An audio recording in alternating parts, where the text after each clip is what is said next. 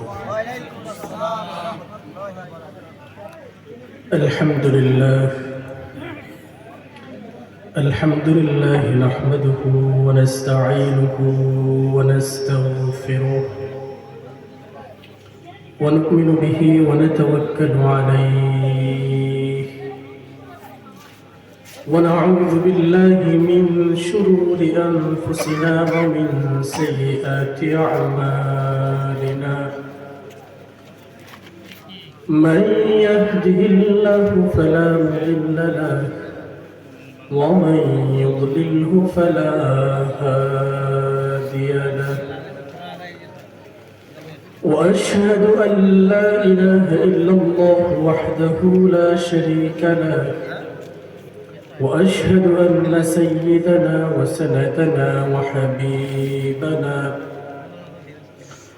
وحبيب ربنا وطبيبنا وطبيب قلوبنا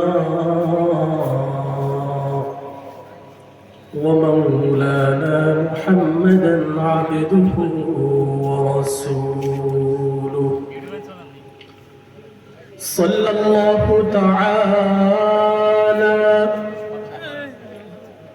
عليه وعلى آله وأصحابه وبارك وسلم تسليما كثيرا كثيرا.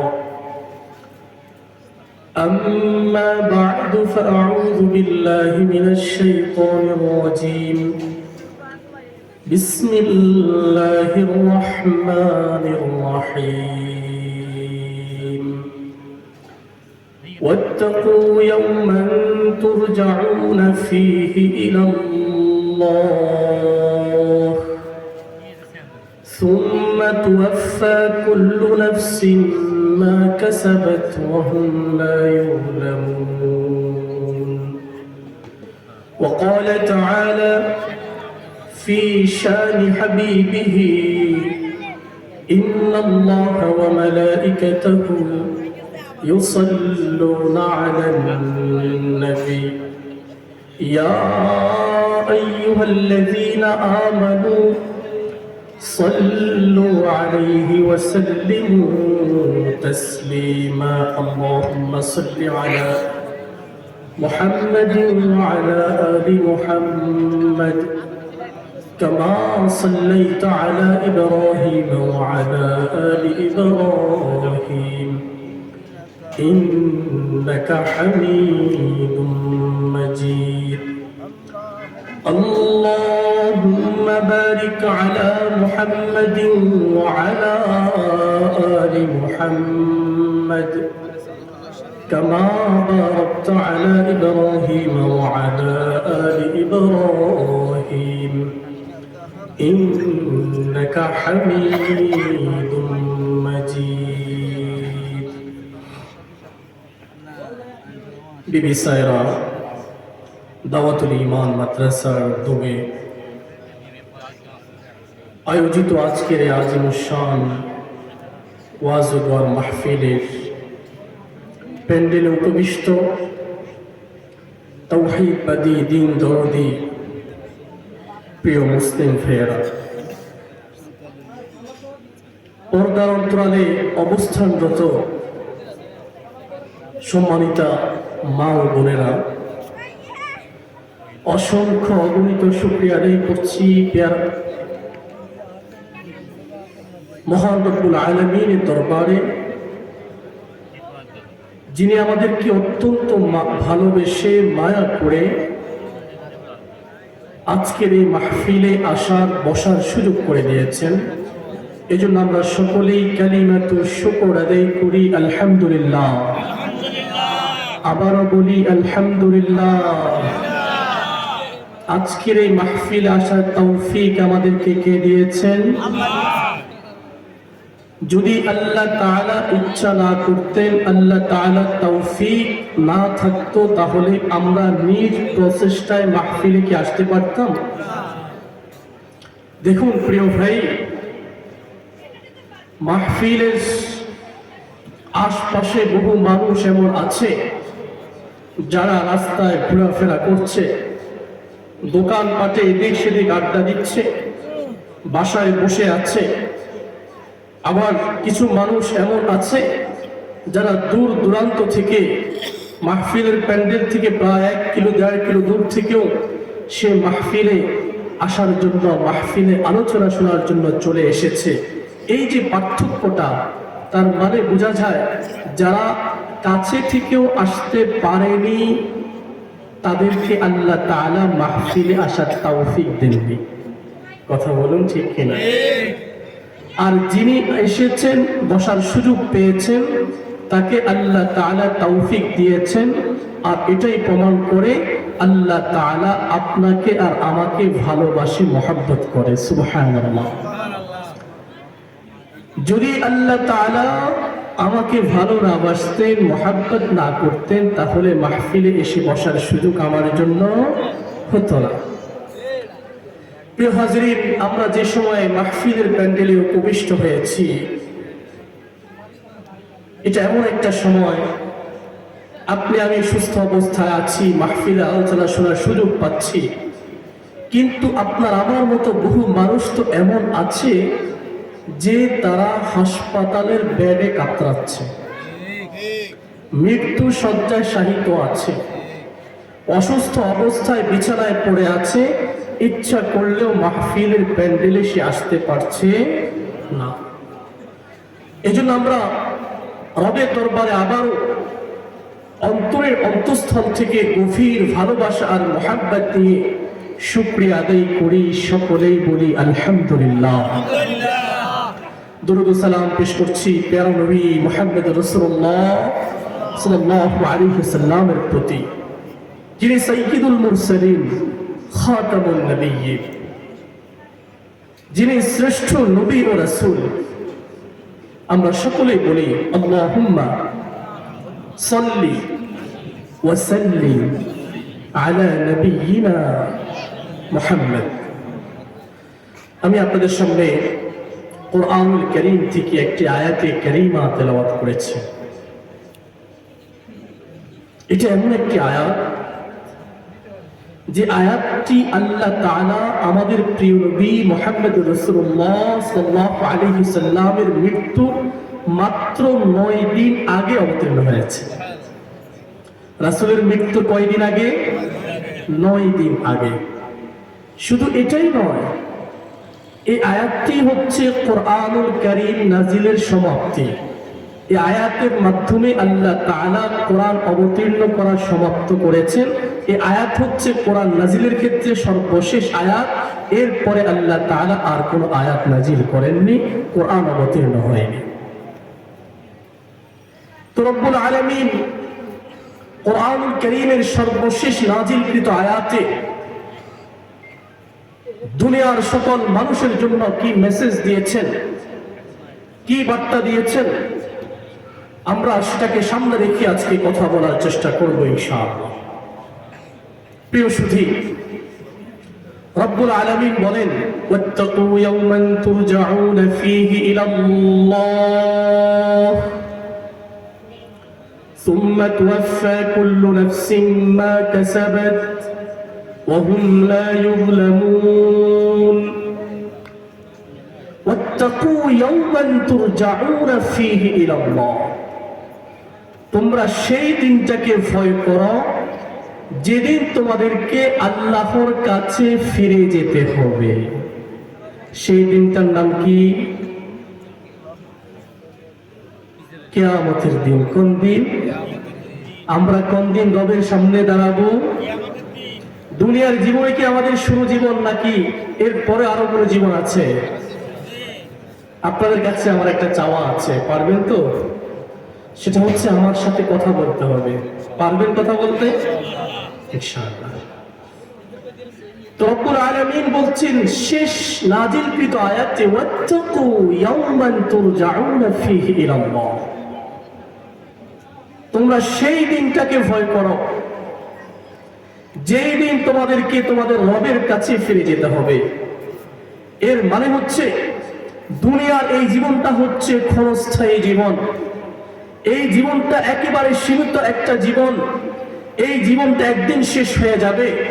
আর এরপরে আখিরাতের যে জীবন শুরু হবে সেটা হবে অনন্ত অসীমকালের জীবন, যেই জীবনের শুরু আছে তো শেষ নাই। দুনিয়ার জীবনটা কেমন? একটা চড়ুই পাখি সমুদ্রের পানি থেকে সে ডুব দিয়ে ঠোঁটে একটু পানি নিল, কি পরিমাণ পানি উঠবে? এক ফোঁটাও কি হবে না, তার চেয়ে তো কম হবে। আরে এটা হচ্ছে দুনিয়ার জীবন, বাকিটা হচ্ছে পুরোটা হচ্ছে আখিরাতের জীবন, যে জীবনের শুরু আছে তো শেষ নাই। আমার রব আমাকে আপনাকে আমাদেরকে দুনিয়ায় পাঠিয়েছেন আখিরাতের সামানকে জোগাড় করার জন্য, আখিরাতের জন্য প্রস্তুতি গ্রহণ করার জন্য। আখিরাতের সম্পদ এই দুনিয়া থেকে জোগাড় করে আমরা যাব, আর আখিরাতের তার বিনিময়ে রব্বুল আলামিন তার দয়ায় আমাদেরকে অনন্ত অসীমকালে সেই সুখময় জান্নাত দিয়ে দিবেন। সকলে বলি সুবহানাল্লাহ। প্রিয় সুধী, রব যে দিনের কথা বলছেন ভয় করার জন্য, দিনটা কত কঠিন, কত ভয়াবহ। সূরাতুল হজ্জের মাঝে রব্বুল আলামিন বলেন, ইয়া আইয়ুহান নাস ইত্তাকু রাব্বাকুম ইন্না যালযালাতাস সাআতি শাইউন আযীম ইয়াওমা তারাউনাহা তাযহালু কুল্লু মুরদি'আতিন আম্মা আরদা'আত وتضع كل ذات حمل حملها وترى الناس سكارى وما هم بسكارى يا أيها الناس وهي লোক সকল ইত্তাকু রাব্বাকুম, তোমরা তোমাদের রবকে প্রতিপালককে ভয় করো। ইন্না যালযালাতাস সাআতি শাইউন আযীম, আর তোমরা জেনে রাখো কিয়ামতের দিন প্রকম্পন এত কঠিন, এত ভয়াবহ, যেটা ভাষায় প্রকাশ করা অবধি। মহাপ্রকম্পনের দিন, অত্যন্ত কঠোর দিন, ভয়ানক দিন হচ্ছে কিয়ামতের দিন। ওই দিনটা কেমন হবে? ইয়াউমা তারাউনাহা তাযহালু কুল্লু মুরদি'আতিন আম্মা আরদা'আত, ওই দিন তোমরা দেখতে পাবে দুগ্ধদারিণী মা তার সন্তানকে সেদিন সে ভুলে যাবে। দুনিয়ার মাঝে সবচাইতে মায়ার বস্তু কোনটি? নিজের সন্তান। আর সেই সন্তানটা যদি কোলের দুগ্ধপূর্ণ সন্তান হয়, আরো বেশি মায়া, আরো বেশি ভালোবাসা, আরো বেশি মহব্বতের। তার প্রতি যে পরিমাণ একজন মা, একজন বাবা কেয়ারফুল হয়, অন্য সন্তানের প্রতি সেই পরিমাণ কেয়ার সে করে। আর আমার বাবা বলছেন, কুল্লু মুরদিআতিন আম্মা আরদাআত, কিয়ামতের দিনটা হচ্ছে সেই দিন, যেই দিনের অবস্থা এত ভয়াবহ হবে যে ওই দিন দুগ্ধদানকারী মা তার সন্তানকে ভুলে যাবে। وتضع كل ذات حمل حملها, ওই দিন গর্ভধারণকারী প্রতিটা ব্যক্তি তার গর্ভপাত ঘটিয়ে দিবে। وترى الناس سكارى, ওই দিন মানুষকে মাতালের মতো দেখতে পাবে। ওয়ামা হুম বিসুকারা, কিন্তু রব বলেন তারা আসলেই মাতাল না, তারা সকলেই সুস্থ সবল, কিন্তু কিয়ামতের কঠিন ভয়াবহতা তাদেরকে মাতালের ন্যায় করে ছাড়বে। ও প্রিয় ভাই, সেই কিয়ামতের দিন যখন প্রতিটা মানুষ কিয়ামতের মাঠে আসবে, সেদিন অবস্থা এমন হবে, রাসূল করিম সাল্লাল্লাহু আলাইহি ওয়াসাল্লাম বলেন, প্রতিটা মানুষের নিজের গুনাহ অনুযায়ী তার শরীর থেকে ঘাম ঝরতে থাকবে। কেন ঝরবে? এই যে সূর্যটা বহু দূর উপর থেকে এখন আমাদেরকে তাপ দিচ্ছে, রৌদ্র দিচ্ছে, এই সূর্যটায় কিয়ামতের দিন প্রতিটা মানুষের 1 মাইল কাছাকাছি চলে আসবে। কত মাইল কাছাকাছি? 1 মাইল। এখন যে পরিমাণ তাপ দিচ্ছে তার চাইতে হাজার শত কোটি গুণ বেশি সেদিন এই সূর্য তাপ ছাড়তে থাকবে। জমিনটা তামার ন্যায় হয়ে যাবে। হাদিসে রাসূল করিম সাল্লাল্লাহু আলাইহি ওয়াসাল্লাম বলেন, সেদিন মানুষের গুনাহ অনুযায়ী কারো শরীর থেকে ঘাম ঝরতে ঝরতে এর পরিমাণ এত হবে যে কারো টাকলু পরিমাণ ভিজে যাবে, কারো হাঁটু পরিমাণ ঘাম হয়ে যাবে, কারো কোমর পরিমাণ ঘাম হয়ে যাবে। এরপর রাসূল বলেন কারো নাক পরিমাণ ঘাম হবে, এরপর রাসূল বলেন কারো কান পরিমাণ ঘাম হবে। আর এই ঘামের মাঝে মানুষ সাঁতরাইতে থাকবে। কিয়ামতের দিনটা এত বড় আর এত লম্বা হবে, 50,000 বছর সম পরিমাণ লম্বা হবে কিয়ামতের দিন। মানুষ পেরেশান হয়ে এদিক সেদিক দিক বেদিক ছুটোছুটি করতে থাকবে। তখন সকলে পেরেশান হয়ে একে অপরকে বলতে থাকবে, হয় রব কেন আজও পর্যন্ত আমাদেরকে ধরে রেখেছেন, এখনো কেন বিচার কার্য শুরু করছেন না? আল্লাহু আকবার কবীরা। রাসূল করিম সাল্লাল্লাহু আলাইহি ওয়াসাল্লাম বলেন, তখন মানুষই সিদ্ধান্ত নেবে যে চলো আমাদের আদি পিতা সর্বপ্রথম মানুষ, আমরা আদমের কাছে যাব, তার কাছে গিয়ে আমরা সুপারিশ করব, তিনি যাতে করে আল্লাহর কাছে দরখাস্ত করেন। মানুষ আদমকে খুঁজে বের করবে, আদমের কাছে গিয়ে বলবে যে ও আদম, আপনি তো হচ্ছেন সর্বপ্রথম মানুষ,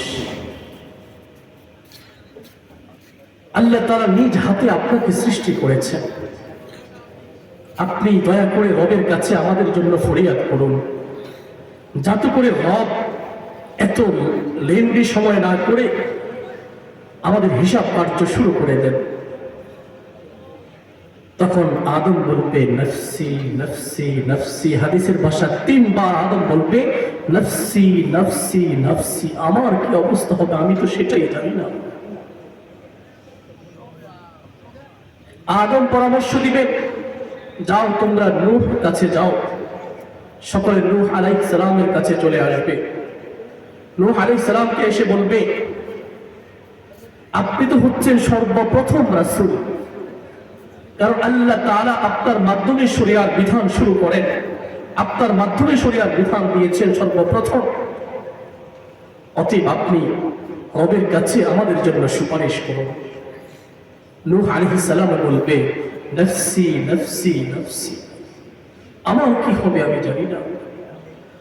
তখন বান্দারা বলবে, আরে আবদান শাকুরা, রব ঘোষণা দিয়েছেন আপনি হচ্ছেন শুকরগুজার বান্দা, আপনি আল্লাহর কাছে আমাদের জন্য একটু ফরিয়াদ করুন না। কিন্তু নূহ আলাইহিস সালাম বলবেন না, নফসি নফসি, আমার কি হবে আমি তো সেটাই জানি না। তখন তিনি পরামর্শ দিলেন, যাও তোমরা ইব্রাহিমের কাছে যাও। যখন সকলে ইব্রাহিম আলাইহিস সালামের কাছে আসবে, এসে বলবে, ও ইব্রাহিম, আপনি তো হচ্ছেন খলিলুল্লাহ, আপনি তো হচ্ছেন আল্লাহর বন্ধু, আজকের এই কঠিন দিনে আপনি রবের কাছে আমাদের জন্য সুপারিশ করুন। ইব্রাহিম আলাইহিস সালাম একই উত্তর দিবে, নফসি নফসি নফসি, জানি না আমার কি হবে, জানি না আমার কি হবে, আমার কি উপায় হবে সেটাই আমি বলতে পারি না।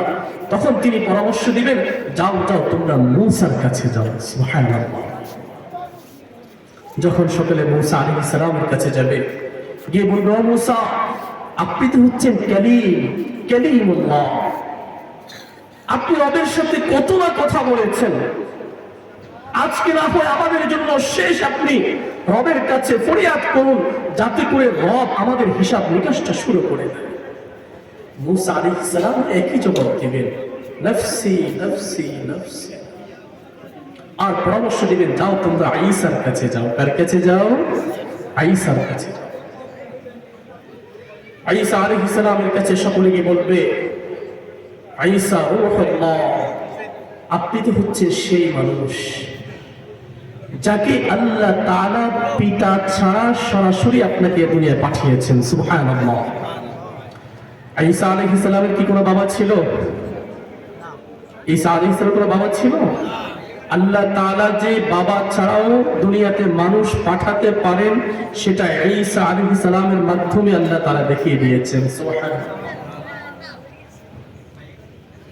তো যখন ঈসা আলাইহিস সালামের কাছে আসবে, ঈসা আলাইহিস সালামও সেই একই কথা বলবে, আর উম্মত ঈসা আলাইহিস সালামকে বলবে আপনি তো হচ্ছেন সেই ব্যক্তি যাকে আল্লাহ তাআলা মৃত মানুষকে জীবিত করার যোগ্যতা দিয়েছিলেন। সুবহানাল্লাহ।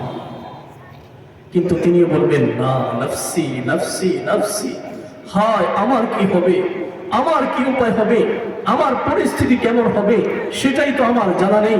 এই কথা বলে তিনি বলবেন যাও যাও যাও, তোমরা শেষ নবী ও রাসূল মুহাম্মদুর রাসূলুল্লাহ সাল্লাল্লাহু আলাইহি ওয়াসাল্লামের কাছে যাও।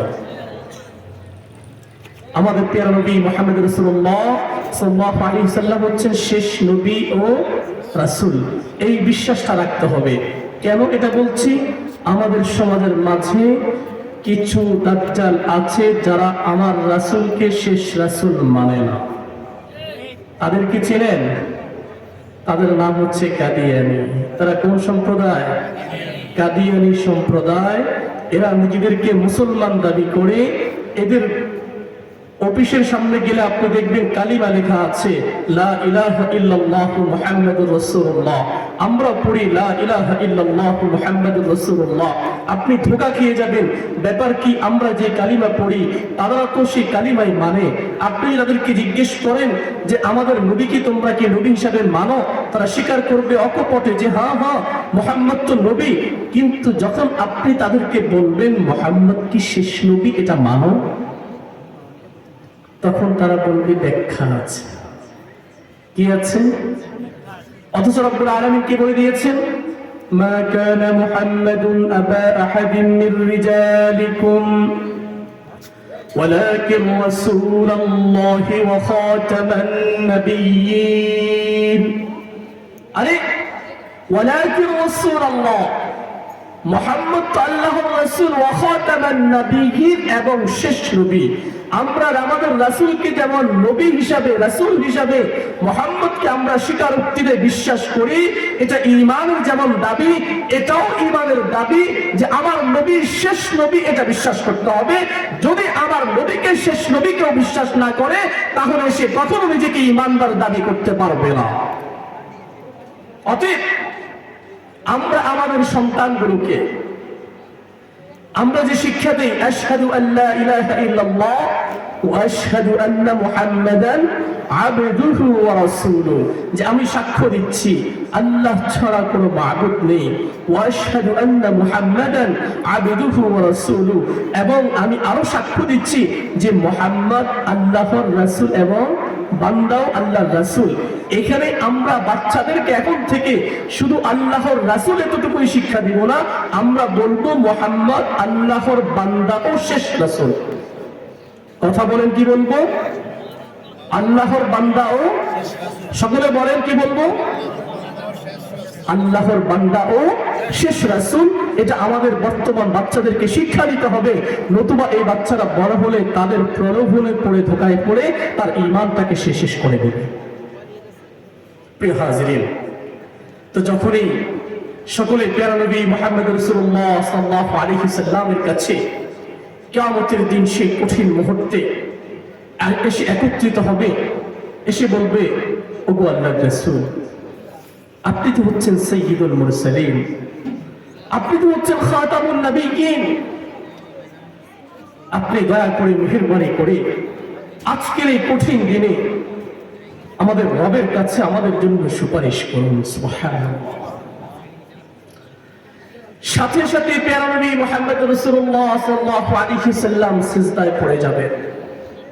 রাসূল বলেন আমার রব তখন আমাকে এমন এমন কিছু প্রশংসার বাক্য শিখিয়ে দিবেন যে বাক্যগুলো তিনি কখনো কাউকে শিখিয়ে দেননি, আর সেই বাক্যগুলো দিয়ে তিনি রবের প্রশংসা করতে থাকবেন, আর ইয়া উম্মতি ইয়া উম্মতি ইয়া উম্মতি, উম্মতের জন্য ক্রন্দন করতে থাকবেন। তখন আল্লাহ তাআলা আমার প্রিয় নবীকে বলবেন ইরফা রাসাক, ও মুহাম্মদ তোমার মাথা উঠাও, কুল তুসমা, তুমি তুমি কি বলতে চাও বলো। আজকে তোমার প্রতিটা কথা শোনা হবে। তোমার যা আছে তুমি সবকিছু বলো। ইশফা তুশফা, তোমার প্রতিটা সুপারিশ আজকে গ্রহণ করা হবে। সুবহানাল্লাহ। আল্লাহর অনুমতি ছাড়া কিয়ামতের দিন কেউ রবের কাছে সুপারিশ করতে পারবে? মান যাল্লাযী ইয়াশফাউ ইনদাহু ইল্লা বিইযনিহি। আরে রবের অনুমতি ছাড়া সেদিন কে আছে এমন রবের কাছে সুপারিশ করতে যাবে? আপনি তো দুনিয়া থাকতে আপনার সুপারিশকারী বানিয়ে রেখেছেন। আপনি আপনার বাবার দরবারে গিয়ে ঘোরাঘুরি করেন, মাজারে গিয়ে আপনি আপনার কপালটাকে ঠুকে দেন। কেন? আপনার বিশ্বাস যে আপনার এই বাবা কিয়ামতের দিন আপনাকে জান্নাতে নিয়ে যাবে। আপনি মাজারে গিয়ে বাবার কবরে সিজদা করেন, আপনার আকীদার বিশ্বাস হচ্ছে এর মাধ্যমে আপনি কিয়ামতের দিন পার পেয়ে যাবেন। অথচ ও দোস্ত, এটা বিশ্বাস রাখতে হবে একজন মুমিন যদি ঈমানদার হতে হয় তার ঈমানের দাবি হচ্ছে সে শুধুমাত্র একমাত্র আল্লাহর সামনে নিজের মাথাটাকে ঠুকে দিবে। এর বাহিরে ভিন্ন কোনো গায়রুল্লাহর সামনে নিজের মাথাকে সে নত করতে পারে না। এটা কোনো মুমিনের পরিচয় হতে পারে না। যদি কোনো ব্যক্তি করে তাহলে সে কখনো ঈমানদার দাবি করতে পারবে না। অতএব ইবাদত শুধুমাত্র কার জন্য হবে? সিজদা শুধুমাত্র পাওয়ার হকদার একমাত্র কে? শুধুমাত্র আমি আমার সবকিছু মন থেকে খুলে কার কাছে বলবো? আমার চাওয়া পাওয়া আমার ইচ্ছা সবকিছু একমাত্র কে শুনবেন? দুনিয়ার কোন ব্যক্তি, দুনিয়ার কোন পীর সাহেব, দুনিয়ার কোন বাবা, দুনিয়ার কোন মাজার আমাকে সন্তান দিতে পারবে, আমাকে অর্থ করে দিতে পারবে, আমাকে বিপদ থেকে উদ্ধার করতে পারবে, আমার মুসিবত দূর করতে পারবে? না না না, দুনিয়ার কোন ব্যক্তির এমন সাহস, এমন শক্তি আর সামর্থ্য নাই যে চাইলেই সে আমার উপকার করতে পারবে, চাইলেই সে আমাকে বিপদ থেকে উদ্ধার করতে পারবে, চাইলে সে আমাকে মুসিবত থেকে উদ্ধার করতে পারবে। আরে না না দোস্ত, আমার যত বিপদ, আমার যত মুসিবত, আমার যত কঠিন যত কিছু আসুক না কেন, সব কিছুতে শুধুমাত্র একজনই আছেন, তিনি হচ্ছেন আমার রব। আমি মন খুলে আমার রবের কাছে চাইবো। বিপদে পড়েছি, রবকে ডাক দিব, ইয়া রাব্বি, আমার এই মুহূর্তে আপনি আমার জন্য যথেষ্ট। আপনার কাছে আমি বিপদ থেকে বাঁচতে চাই, আপনি আমাকে বিপদ থেকে উদ্ধার করুন। আমি অসুস্থ হয়ে গিয়েছি, আমি এমন রোগে আক্রান্ত হয়েছি যে মনে হচ্ছে আমার জীবনটা শেষ হয়ে যাবে। ইয়া রাব্বি, আপনি তো চাইলে এই রোগ থেকে আমাকে বাড়াই করতে পারেন, সুস্থ করতে পারেন। খোদার কসম করে বলছি, ও আল্লাহর বান্দা, যদি নিজের মন থেকে ইখলাসের সাথে খালিস নিয়তে রবের কাছে যাওয়া যায়, রবের কাছে চাইতে দেরি রব দিতে দেরি করবেন না। পারবো ইনশাআল্লাহ। অতএব শুধুমাত্র চাওয়া পাওয়া সবকিছু কার কাছে? ইবাদত শুধুমাত্র কার জন্য করব?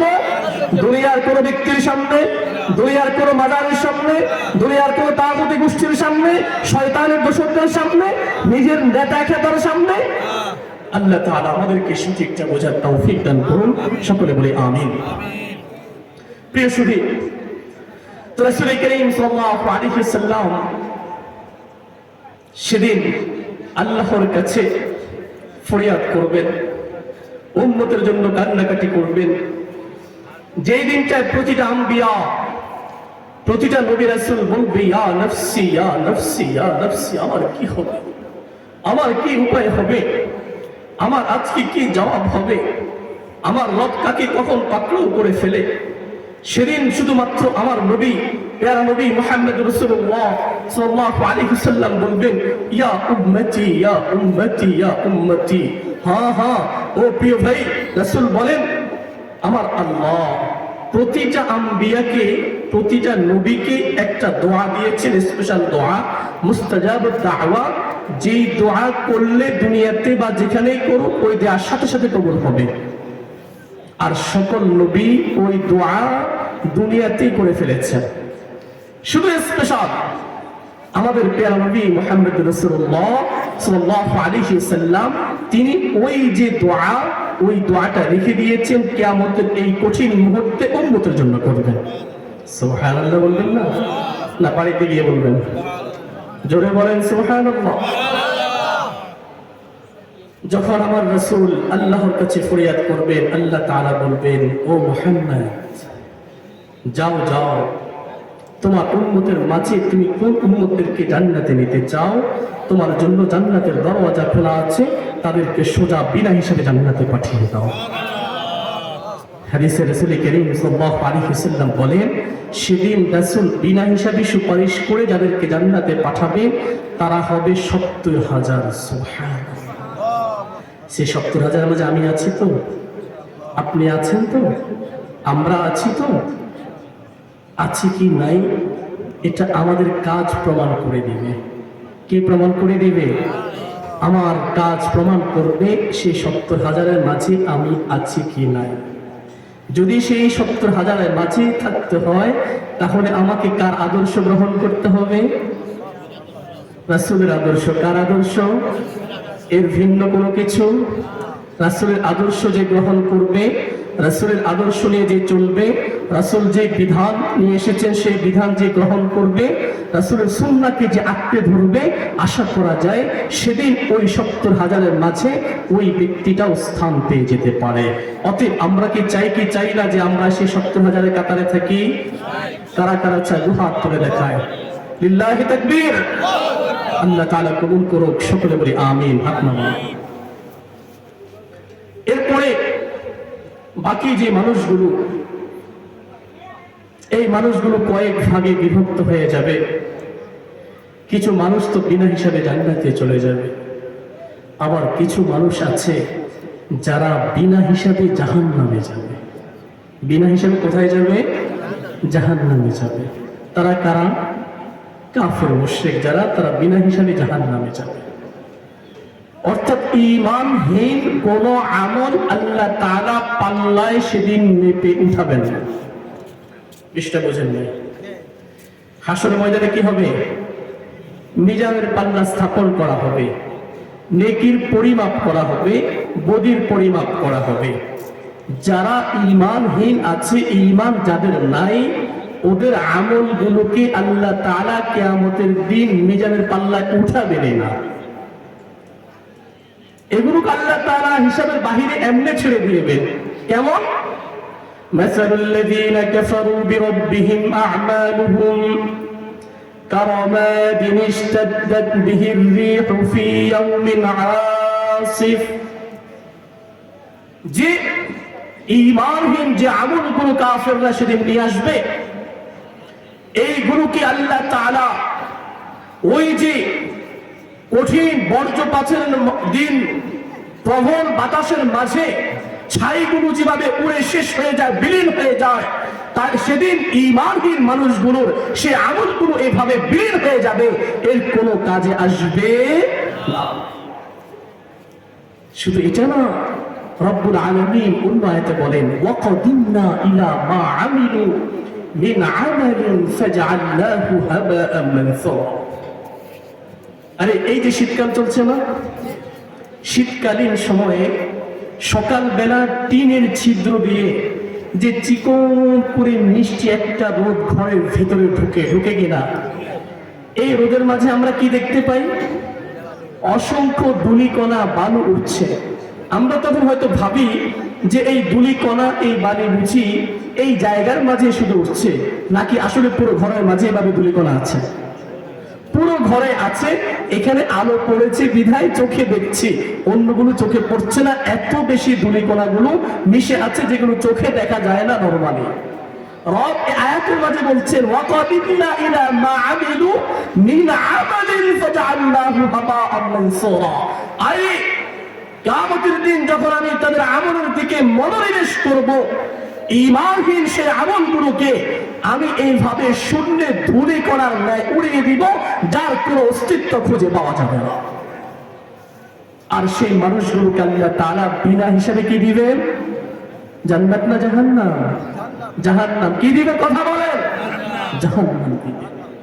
এরপরে আরো দুটো দল বাকি থাকবে। কয়টা দল? একটা দল বিনা হিসাবে জান্নাতে যাবে, আর একটা দল বিনা হিসাবে জাহান্নামে যাবে। বাকি যে দুটো দল, তার মাঝে একটা দল সহজে নাজাত পেয়ে যাবে, সহজে তাদের হিসাব নিকাশ শেষ হয়ে যাবে, তারা জান্নাত পাবে। এরা কারা? এদের পরিচয় কি? আল্লাহু আকবার কাবীরা। এরা হচ্ছে তারা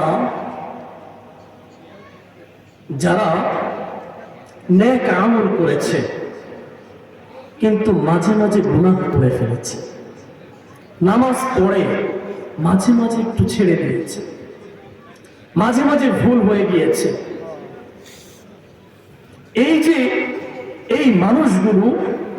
এই মানুষগুলোর হিসাবটা কেমন হবে? আল্লাহ তাআলা তাদেরকে কাছে রাখবেন, যে বান্দা কাছে আসো, তুমি না ওই দিন এই কাজটা করেছিলা। বান্দা তখন লজ্জিত হবে, শরম পাবে, চুপ করে থাকবে। আল্লাহ তাআলা বলবে, যাও যাও, আমি তোমাকে ক্ষমা করে দিয়েছি, জান্নাতে চলে যাও। এই মানুষগুলোর পরিচয় কি? কখনো ভুলের চুকে গুনাহ হয়ে গেছে, গুনাহ হওয়ার সাথে সাথে সে বসে থাকেনি, সাথে সাথে রবের কাছে সে ইস্তিগফার করেছে, তাওবা করে নিজের জীবনের গুনাহটাকে মাফ নিয়ে নিয়েছে। এই জন্য প্রিয় ভাই, যখন এই গুনাহ হয়ে যাবে, আমরা গুনার বাহিরে মানুষ না। মানুষের স্বভাব আর বদ অভ্যাস হচ্ছে মানুষ গুনাহ করে, মানুষ গুনাহ করবে। আর আমার রবের সিফাত আর গুণ হচ্ছে তিনি মানুষকে ক্ষমা করবেন, ক্ষমা করে দেন। এই জন্য তো রব বলেছেন, বান্দা তোমার গুনাহ কতটুকু হয়েছে, যতই তুমি গুনাহ করো না কেন, তুমি আমার রহমত থেকে নিরাশ হইও না। লা তাকুনাতু মির রাহমাতিল্লাহ। আরে তুমি কত গুনাহ করেছো, পাহাড় সমান গুনাহ হয়েছে, তোমার গুনাহ আসমান ছুঁই ছুঁই হয়ে গিয়েছে, সমুদ্রের ফেলা সমপরিমাণ গুনাহ তুমি করেছো। আরে কোনো অসুবিধা নাই, আসো তুমি আমার কাছে ফিরে আসো, তুমি আমার কাছে ধর্ণা দাও, তুমি ফরিয়াদ করো, তওবার মতো তওবা করো, প্রতিজ্ঞাবদ্ধ হও আমার কাছে। তুমি যদি প্রতিজ্ঞাবদ্ধ হয়ে খালিস নিয়তে তওবা করো, আমি রব তোমার একটা দুইটা গুনাহ নয়, ইন্নাহু ইয়াগফিরুয যুনুবা জামিআ, তোমার জীবনে যত গুনাহ আছে, জিনার গুনাহ, মদের গুনাহ, ইয়াবার গুনাহ, মুস্তাবির গুনাহ, যত গুনাহ তুমি করেছো, প্রতিটা গুনাহ হার গুনাহ আমি রব ক্ষমা করে তোমাকে বেগুনাহ মাসুম বাচ্চার ন্যায় করে দেব। চাইতে হবে কার কাছে? যখনই ভুল হয়ে যাবে, যখনই কোনো আমল ছুটে যাবে, যখনই কোনো গুনাহ প্রকাশ পাবে, তখন একজন মুমিনের বৈশিষ্ট্য হচ্ছে মুমিন সাথে সাথে ইস্তিগফার করবে, মুমিন সাথে সাথে তাওবা করবে।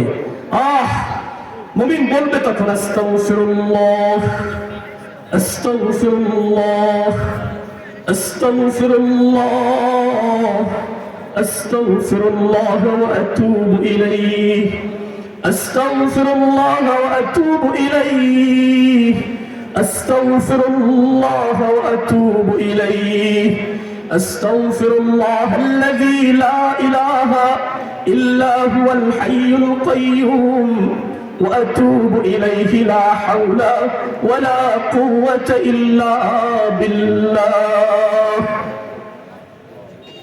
মুমিন যখনই কি করবে, গুনাহ করবে, সাথে সাথে সে কি করবে, তাওবা করবে।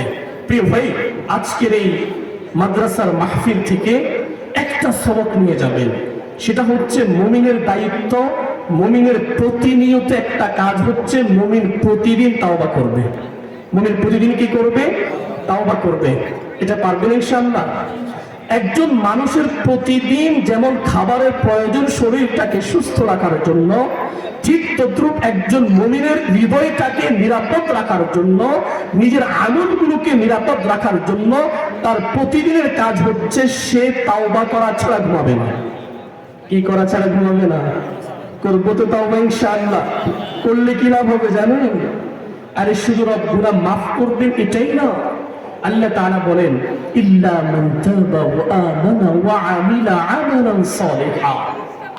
আরে যারা তাওবা করে, ঈমানের সাথে নেক আমল করে, ফাউলাইকা ইউবাদদিলুল্লাহু সাইয়্যাতিহিম হাসানাত, আল্লাহ তাআলা তাদের অতীত জীবনের গুনাহগুলোকে নেকি দ্বারা পরিবর্তন করে দেবেন। সুবহানাল্লাহ। আল্লাহ তাআলা কি করবেন? অতীত জীবনের গুনাহগুলোকে নেকি দ্বারা পরিবর্তন করে দেবেন। আল্লাহু আকবার কাবীরা। যেটা বলতেছিলাম, শেষ যে দুটো দল থাকবে, একটা দলের হিসাব নিকাশ হবে সহজ। এটাকে হিসাব নিকাশ বলে না। আল্লাহ তাআলা যার হিসাব নেওয়া শুরু করবেন, রাসূল বলেন নিশ্চিত সে আটকা পড়বে, জাহান্নামে যেতে হবে। মান হুসিবা উকিবা, যার হিসাব নেওয়া হবে তার কঠিন অবস্থা হবে, সে আটকা পড়ে যাবে। এটা হবে কি, আল্লাহ তাআলা কাছে রাখবেন, ভালোবাসার আদর করবেন, ভালোবাসার চাদরে মা ভরা শব্দ দিয়ে বলবেন, এই তুমি না অমুক দিন অমুক জায়গায় নিজের ঘরের দরজাটা বন্ধ করে একাকে সুযোগ পাওয়ার পরে অমুক গুনাহে লিপ্ত হয়েছিলি। বান্দা একটু শরম পাবে, একটু লজ্জিত হবে। আল্লাহ তাআলা বলবেন, যা যা, আমি তোরে ক্ষমা করে দিয়েছি। সুবহানাল্লাহ। শেষ যেই দলটা থাকবে ওদের হিসাবটা আল্লাহ তাআলা কড়া গন্ডায় নেবেন। হিসাব কি করবেন? কড়া গন্ডায় হিসাব নেবে। হিসাব নেওয়ার ক্ষেত্রে অবস্থা এত কঠিন হবে, আল্লাহ তাআলা তাকে ডাক দিবেন, ডাক দিয়ে বলবেন, বান্দা এই অমুক দিন অমুক সময় তুই এই কাজটি কেন করলি? কি বললে, কি বুঝলেন? আগেরটা ছিল কি, বান্দা তুমি এমনটা করেছো না। ছোট্ট বাবুকে যেমন কাছে ডেকে আপনি বলেন, বাবু তুমি এটা করেছো না, না এটা আর করে না, এটা করা ঠিক না, আপনি তাকে উপদেশ দিয়ে ছেড়ে দিলেন।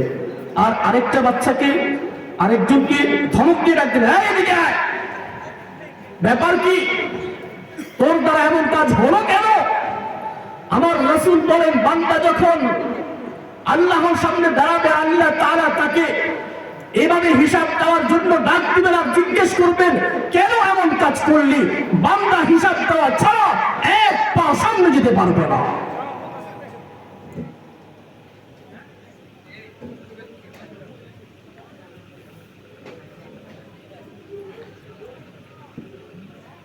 সম্মানিত সুধী, যখন আল্লাহ তাআলা হিসাব চাইবেন, বান্দার সাথে সাথে অস্বীকার যাবে। বান্দা মনে করবে এটা দুনিয়ার আদালত, যে মিথ্যা কথা বলে উকিল ধরায় দিলে সবকিছু খালাস হয়ে যাবে নাকি? ওটা কার আদালত? আল্লাহর আদালত। কার আদালত ওটা? আরে আদম আলাইহিস সালামের কাছে যখন সকল উম্মত যাবে সুপারিশের জন্য, আদম তখন বলবে, আরে আজকে আমার রব যে পরিমাণ রাগান্বিত অবস্থায় আছেন, তিনি পূর্বে কোনোদিন এমন রাগান্বিত ছিলেন, অতীতে কোনোদিন এমন রাগান্বিত ছিলেন না, পূর্বে কোনো সময় এমন রাগান্বিত হবেন না। অতএব আমার রবের কাছে আমি যেতে পারবো না। নাফসি নাফসি নাফসি, আমার অবস্থা কি হবে আমি সেটা নিয়ে পেরেশান হয়ে আছি। এটা হচ্ছে সেই দিন। আর সেই দিন বান্দার কত স্পর্ধা, সে রবের সামনে মিথ্যা কথা বলবে। তখন আল্লাহ তাআলা তার সামনে 4টা সাক্ষী দাঁড় করাবেন। কয়টা সাক্ষী? এটা হচ্ছে আমাদের শেষ কথা। কয়টা সাক্ষী? 4টা সাক্ষী। 1 নম্বর সাক্ষী হচ্ছে জমিন। কোন কি? এই যে জমিনে বসে আছেন, জমিনের মাঝে দাবড়িয়ে বেড়াচ্ছেন, অহংকার প্রদর্শন করে চলছেন, আপনি মনে করছেন আপনি দুনিয়ার মাঝে সেরা, আপনি দুনিয়ার মাঝে বাহাদুর, আপনার পাওয়ার আছে, আপনার শক্তি আছে, আপনার ক্ষমতা আছে, আপনার নেতাগিরির দাপট আছে, আপনার অর্থকড়ি আছে। ও প্রিয় ভাই, আমার রব হচ্ছেন তিনি। তিনি যদি বলতেন কোন, তাহলে এই জমিন, যে জমিনের উপর আপনি দাঁড়িয়ে দাপড়িয়ে চলছেন, আল্লাহ তাআলা চাইলে এই জমিনের কত হাত নিচে আপনাকে ঢুকিয়ে দিতে পারতেন। কথা বলুন ঠিক কিনা? অতএব কিসের উপরে দাপড়াচ্ছেন? ভাবছেন জমিন বোবা, কিচ্ছু জানে না, কিচ্ছু বলবে না। রব্বুল আলামিন সূরাতুল জিলজালের মাঝে বলেন, সেদিন জমিন অকপটে আপনার প্রতিটা কর্মের কথা আল্লাহর সামনে প্রকাশ করে দিবে। ইয়াউমাইযিন তুহাদ্দিসু আখবারাহা বিআন্না রাব্বাকা আওহা লাহা يومئذ يصدر الناس أشتاتا ليروا أعمالهم।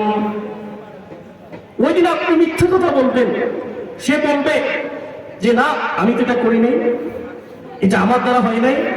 আল্লাহ তাআলার সাথে সাথে সাক্ষী উপস্থিত করবেন জমিনকে। জমিন সাথে সাথে বলবে, আল্লাহ সে তো ওদিন অমুক জায়গায় আমার এই পিঠের উপরে দাঁড়িয়ে সে অমুক অন্যায় কাজটা করেছিল, আমি সাক্ষী আছি। আল্লাহু আকবার বলবেন না? আল্লাহু আকবার।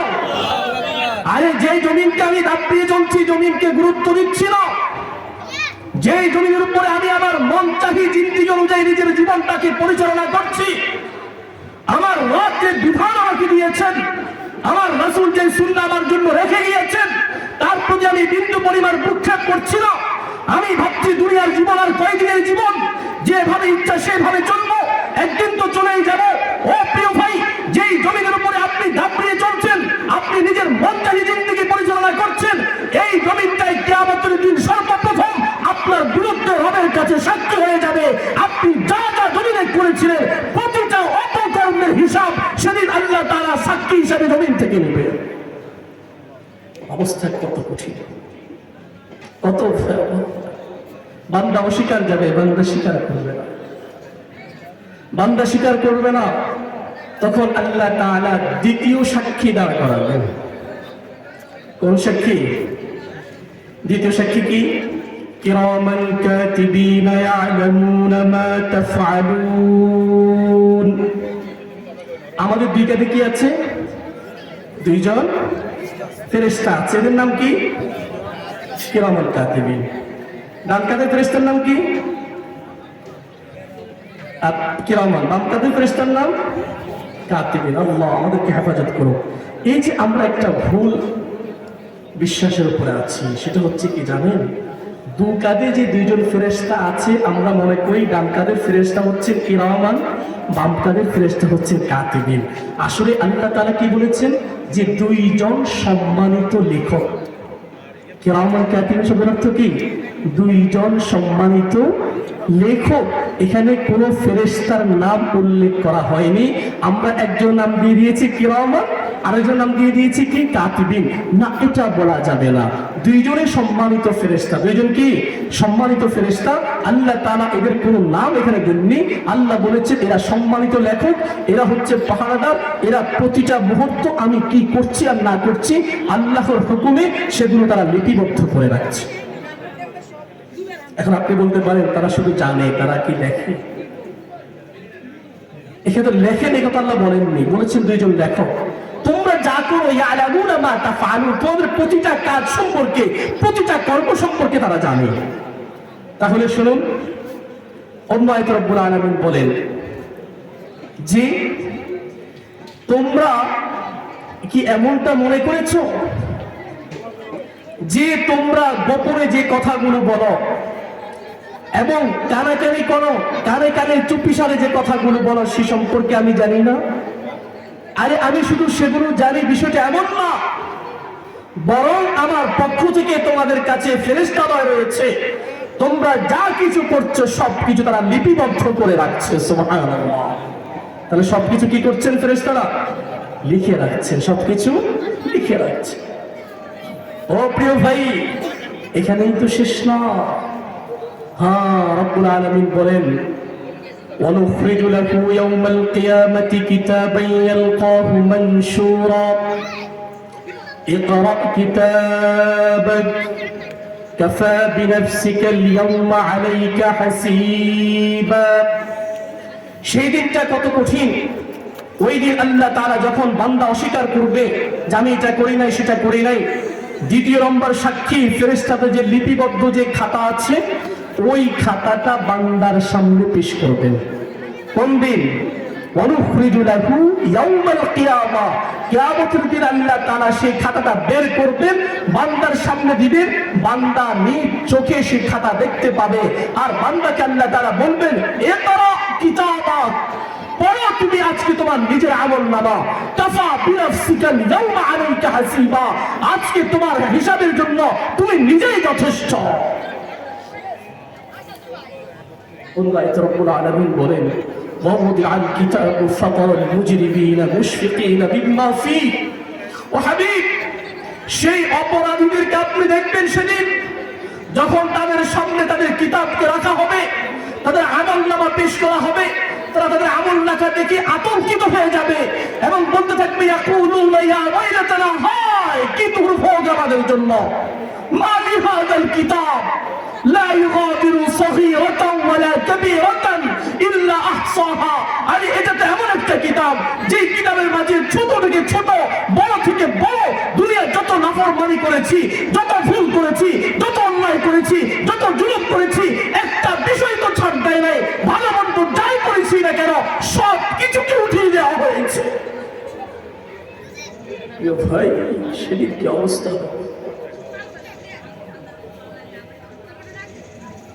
এরপরে বান্দা অস্বীকার করবে, বান্দা স্বীকার করতে চাইবে না। যখন বান্দা স্বীকার করবে না, তখন তৃতীয় সাক্ষী আল্লাহ তাআলা নিয়ে আসবেন। সেটা কি? আল্লাহ তাআলা যখন দেখবে বান্দা স্বীকার করে না, তার মুখের মাঝে মোহর মেরে দিবেন, সেলাই করে দিবেন, আর সে কথা বলতে পারবে না। সূরা ইয়াসিনের মাঝে রব্বুল আলামিন বলেন, আল-ইয়াওমা নাখতিমু আলা আফওয়াহিহিম ওয়া তুকাল্লিমুনা আইদিহিম ওয়া তাশহাদু আরজুলুহুম বিমা কানু ইয়াকসিবুন। হাত সাক্ষ্য দিবে। কি সাক্ষ্য দিবে? হাত সাক্ষ্য দিবে। আরে হাত সাক্ষী দিবে, এটাকে তো সে স্বীকার করবে না, বিশ্বাস করবে না। সে বলবে হাত মিথ্যা কথা বলছে। হাত কি বলবে? আল্লাহ, সে আমার দ্বারা এই জুলুমের কাজগুলো করেছে, আমার দ্বারা অন্যায় ভাবে অমুকের উপর প্রহার করেছে, অমুকের সম্পদ সে গ্রাস করে নিয়েছে।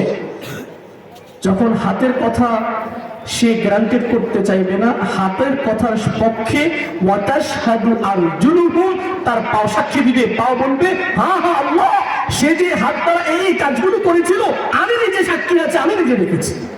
সুবহানাল্লাহ বলে। কোথায় যাবেন? অন্য আয়াতে রব্বুল আলামিন বলেন, হাত্তা ইযা মা জাউহা শাহিদা আলাইহিম সামউহুম ওয়া আবসারুহুম ওয়া জুলুদুহুম বিমা কানু ইয়ামালুন।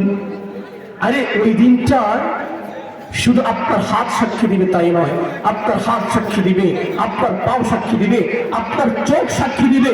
চোখ বলবে, হ্যাঁ আমার দ্বারা সে অমুক জায়গায় অমুক দিন দোকানের সামনে দাঁড়িয়ে টেলিভিশন দেখেছিল।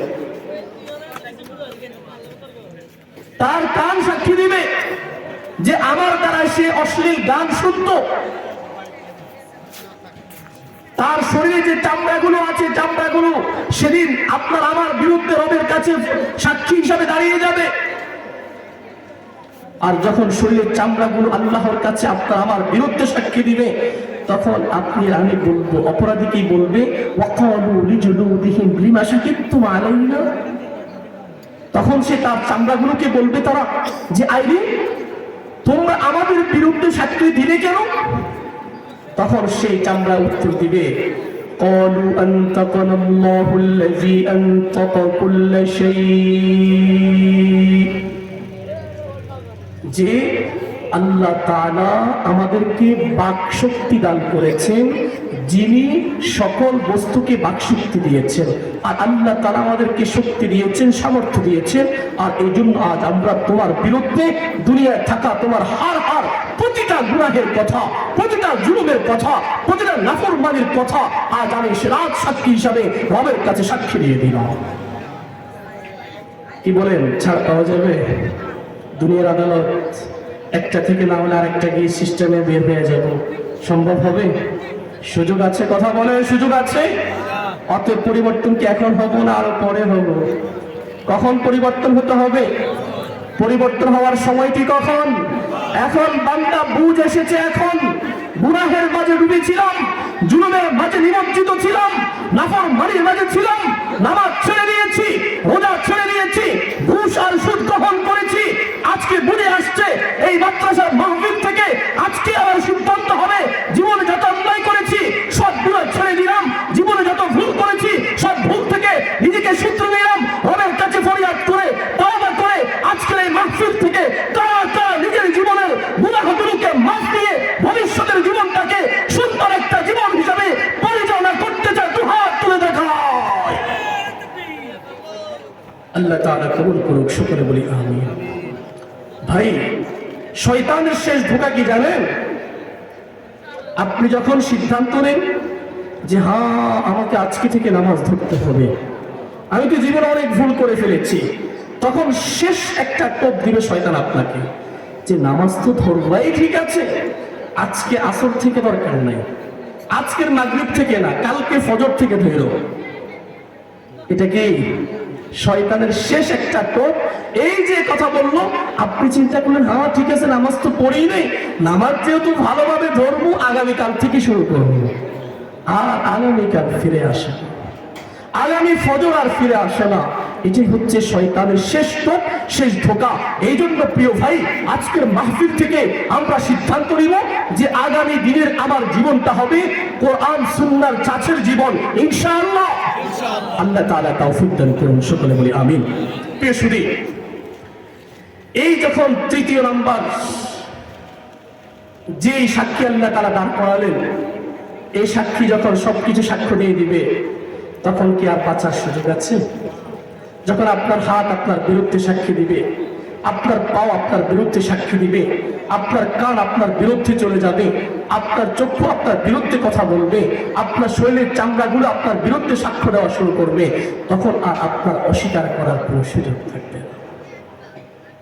চতুর্থ নম্বর সাক্ষীকে আমাদের জন্য সব কিছু বাদ দিয়ে একজন সাক্ষী হিসাবে যথেষ্ট, তিনি কে? আল্লাহ। তিনি কে? আল্লাহ। আল্লাহর সাক্ষী দিলে আর কোনো কিছু লাগবে? হ্যাঁ, আর কোনো কিছু লাগবে? তো রব বলছেন, আরে আমি তো তোমাদের জন্য সাক্ষী হিসাবে যথেষ্ট। এরপর বান্দাকে আল্লাহ তাআলা বুঝিয়ে দিচ্ছেন, দেখো বান্দা, আমি তোমার প্রতি যারা পরিমাণ জুলুম করছি না, তুমি নিজ চোখে দেখো। আজ আলিমাত নাফসুম মা আহদাত, তোমার সামনে তোমার আমলনামাকে পেশ করা হলো।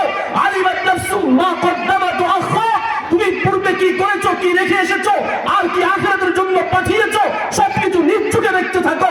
ইকরা কিতাবাক, তুমি নিজে পড়ো। কাফা বিনাফসিকাল ইয়াওমা আলাইকা হাসিবা, তোমার নিজের হিসাবের জন্য তুমি নিজেই যথেষ্ট হয়ে যাবে। কিন্তু বান্দা তো নালায়েক বান্দা তো জালিম, সে স্বীকার করতে চাই না। ও প্রিয় ভাই, আল্লাহ রাস্তে বলছি, দুহাত জড়ো করে বলি, কত আর গুনাহ করব, কত আর গুনাহের পথে চলবো। হ্যাঁ, যখন আল্লাহ তাআলার কাছে আমার প্রতিটা অঙ্গ প্রত্যঙ্গ আল্লাহর কাছে সাক্ষী দিয়ে দিবেন, জমিন আল্লাহর কাছে সাক্ষী দিয়ে দিবেন, সব সাক্ষী যখন একত্রিত হয়ে যাবে, আর তখন আমার কোনো কিছু করার থাকবে না। সূরাতুল হাক্কার মাঝে রব্বুল আলামিন বলেন, ওয়া আম্মা মান উতিয়া কিতাবাহু বিশিমালি, যখন তার সাক্ষ্য পাওয়ার পরে আমলনামাকে বাম হাতে দেওয়া হবে, তখন সে আফসোস করে বলবে, فيقول يا ليتني لم أوت كتابيا, হায় আমার এই আমলনামা যদি আমাকে না দেয়াই হতো। ولم أدري ما حسابيا, যদি আমার এই আমলনামা সম্পর্কে আমি না জানতাম, সেটাই তো ভালো ছিল। ইয়া লাইতাহা কানাতিল কাদিয়া, তখন বান্দা বলবে, আমার এই মৃত্যুর মাঝে যদি সবকিছু শেষ হয়ে যেত, আবার পুনরায় উঠা না রাখতো, তাহলেই তো ভালো ছিল। কিন্তু না, মা আগনা আন্নি মালিয়া, বান্দা সেদিন বলবে, আমার সম্পদগুলো কোথায়? সম্পদগুলো তো আমার আজকে কোনো কাজে আসলো না। হালাকা আন্নি সুলতানিয়া, আজকে আমার ক্ষমতা, আমার বাহাদুরি, আমার বাদশাহী, আমার দাপট সবকিছু তো বিলুপ্ত হয়ে গেল, আজকে আমি নিঃস্ব হয়ে গিয়েছি। তখন আল্লাহ তাআলা বলবেন, খুঁজো, ধরো তাকে, ফাগুল্লু, বেড়ি পড়িয়ে দাও, সুম্মাল জাহিমা সাল্লু, জাহান্নামে নিক্ষেপ করো, সুম্মা ফি সিলসিলাতিন যারুহা ৭০ যিরাআন ফাসলুকু, আরে শিকল শুধু পরিয়ে দিবে তা নয়, ৭০ গজ লম্বা শিকল দিয়ে তাকে বেঁধে ফেলা হবে। হাদিসে রাসূল কারীম সাল্লাল্লাহু আলাইহি ওয়াসাল্লাম বলেন, যে শিকল দিয়ে বাঁধা হবে, শিকলটা নাক দিয়ে ঢুকানো হবে, নাকের ছিদ্র দিয়ে ঢুকিয়ে সেটাকে পিছনে রাস্তায় বের করা হবে, এরপর ওই শিকলটা পুরো শরীরের মাঝে জড়িয়ে দেওয়া হবে। ও প্রিয় ভাই, কি হবে সেদিন? আরে জাহান্নাম কত কঠিন জানেন? যেদিন হাসরের ময়দান কায়েম হবে, ওয়াজা রাব্বুকা ওয়াল মালাকু সাফফান সাফফা, সেদিন আমার রব হাসরের মাঠে আসবেন, ফেরেশতারা সারিবদ্ধভাবে আসবে। ওয়াজিআ ইয়াউমাইযিন বিজাহান্নাম, সেদিন জাহান্নামকে শিকল দিয়ে বেঁধে টেনে হিঁচড়ে আনা হবে। আরে জাহান্নামকে ৭০,০০০ শিকল দিয়ে বাঁধা হবে। জাহান্নাম এত বেশি গর্জনা তর্জন করবে, এই ৭০,০০০ শিকল দিয়ে বেঁধে রেখেও জাহান্নামকে স্থির রাখা কঠিন হবে। জাহান্নাম গর্জন দিতে থাকবে, জাহান্নামীদেরকে দেখে লাফানো শুরু করবে। আর প্রতিটা ৭০,০০০ যে শিকল দিয়ে বাঁধা হবে, প্রতিটা শিকলের মাঝে ৭০,০০০ ফেরেশতা এক একটা শিকল ধরবে। এইভাবে ৭০,০০০ শিকল শিকল দিয়ে জাহান্নামকে টেনে হিঁচড়ে সেদিন ময়দানে নিয়ে আসা হবে। আর জাহান্নাম রব পর্যন্ত যদি থাকবে, হুঙ্কার যদি থাকবে, তাকে ধরে রাখাটা কঠিন হয়ে যাবে। ও প্রিয় ভাই, সেই জাহান্নাম থেকে বাঁচতে হলে, সেই জাহান্নামের গর্জনা তর্জন থেকে বাঁচতে হলে, সেই জাহান্নামের আগুন থেকে যদি আমাকে বাঁচতে হয়, তাহলে দুনিয়ায় থাকতে আমাকে জাহান্নাম থেকে বাঁচার জন্য, জান্নাতে যাওয়ার জন্য সামান জোগাড় করতে হবে। যদি দুনিয়া থেকে চলে যাই, তখন বলবো ইয়াকুলু ইয়া লাইতানি, হায় কি করলাম আমি, আফসোস করবো তখন। আল্লাহু আকবার কাবীরা। وجيء يومئذ بجهنم يومئذ يتذكر الإنسان أنى له الذكرى يقول يا ليتني قدمت لحياتي। সেদিন আমি কন্দন করে আফসোস করে করে বলবো, হায় আমি যদি পূর্বে এই দিনের জন্য আমার সালামকে পাঠিয়ে দিতাম, সেটাই তো আমার জন্য ভালো ছিল। কিন্তু প্রিয় ভাই, কিয়ামতের দিন হাজারো আফসোস কি কোনো কাজে আসবে? তাহলে আফসোস কখন করতে হবে? প্রস্তুতি কখন শুরু করতে হবে? এখন, এর বাহিরে পরে কিছু হবে। অতএব আল্লাহর রাস্তায় বলছি, আল্লাহর রাস্তায় বলছি, নিজেকে যদি জাহান্নামের আগুন থেকে বাঁচাইতে চাই, নিজের পরিবারকে যদি জাহান্নাম থেকে বাঁচানোর চেষ্টা করি, তাহলে সর্বপ্রথম যে কাজটা আমাকে করতে হবে, দ্বীন ও ঈমানের সাথে আমাকে চলতে হবে। আর দ্বীন ও ঈমান শিখার মৌলিক যে জায়গা, মৌলিক যে কারখানা, তার নাম হচ্ছে দ্বীনি মাদারিস, তার নাম হচ্ছে মাদ্রাসা। আপনি মাদ্রাসা নিজে পড়েন নাই, আপনার সন্তানকে মাদ্রাসায় দেবেন। কোথায় দেবেন? বলবেন যে সন্তানকে মাদ্রাসায় দিব, সন্তান মাদ্রাসায় কি করবে? সন্তান